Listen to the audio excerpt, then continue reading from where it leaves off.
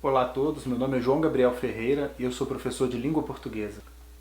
Como se sabe, a língua portuguesa não é igual em todo o território nacional. José Saramago, escritor português, já dizia em vida que não existe uma língua portuguesa.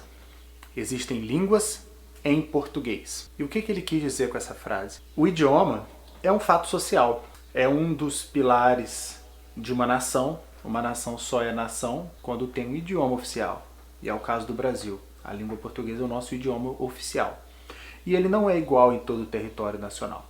Ele é um fato social e, por isso, varia.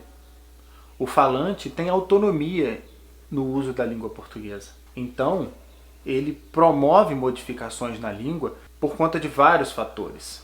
Dentre esses fatores, pode-se destacar alguns como classe social, sexo, profissão, região, que é o mais conhecido, que é o que nós chamamos de sotaque ou dialeto. Então, pessoas de classes sociais diferentes utilizam palavras diferentes na língua. Idade, por exemplo, é um dos fatores de variação linguística.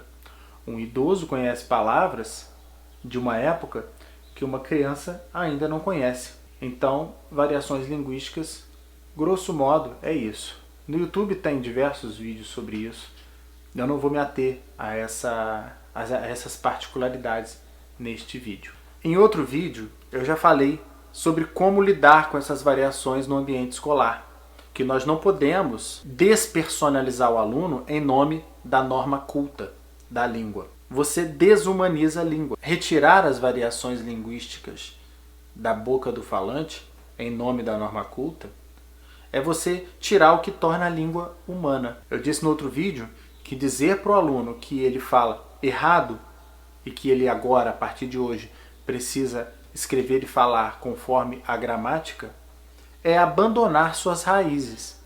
E que a norma culta não deve tomar o lugar do dialeto ou das variações linguísticas, e sim ser uma modalidade a mais. Afinal de contas, o bom falante não é o que fala difícil, e sim o que fala com todos.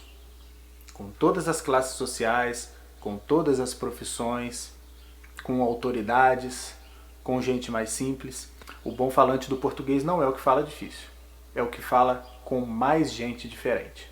Mas afinal, por que prestigiar, dar valor a algo que socialmente não tem prestígio? Que são os falares populares, a língua do povo, valorizar apenas a gramática normativa. Você sabia que a gramática não é a língua? A gramática é uma representação da língua. Assim como o mapa não é o mundo. Assim como o desenho de um vestido não é o vestido que a menina veste. A gramática não é a língua, é a representação dela. O falar do povo, aquele sim, é a língua. E por isso que nós devemos prestigiá-lo. Porém, lembrando sempre, a gramática normativa, a língua portuguesa padrão, a norma culta é fator de mudança social. E o aluno precisa aprendê-la. Um dos grandes exemplos na literatura de valorização daquilo que é simples está num dos movimentos literários que mais prima pela norma culta.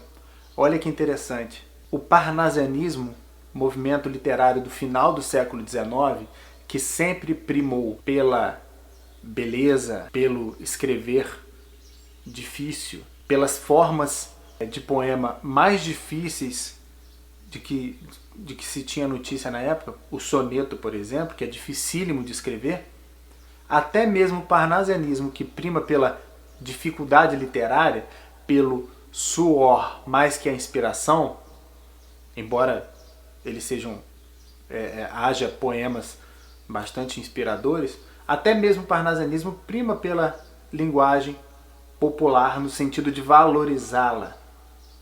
Querem um exemplo? Última flor do lácio, inculta e bela, és a um tempo esplendor e sepultura.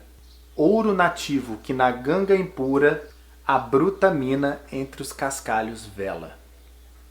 Já no primeiro verso, quando ele chama a língua portuguesa última flor do lácio é porque a formação da língua portuguesa que vem do latim, que é a língua mãe de vários idiomas que nós temos hoje em dia. Dentre eles o italiano, o francês, o romeno, né? o espanhol, que se subdivide entre castelhano, enfim, são todos filhas do latim, filhas. Quando ele chama a língua portuguesa de inculta e bela, inculta significa o quê? Que a origem do português não está na norma culta da época.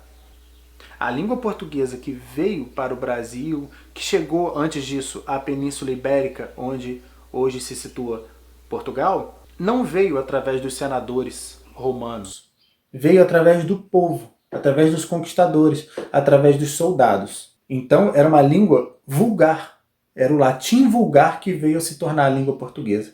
Por isso que a língua portuguesa é uma língua inculta. E é por isso que os parnasianos, por sua vez, valorizam, até mesmo os parnasianos, valorizam o falar popular. Então Olavo Bilac, numa linguagem rebuscada do final do século XIX e de um movimento literário que prima pela norma culta, até mesmo ele valoriza o falar popular, a língua inculta, a língua do povo, certo?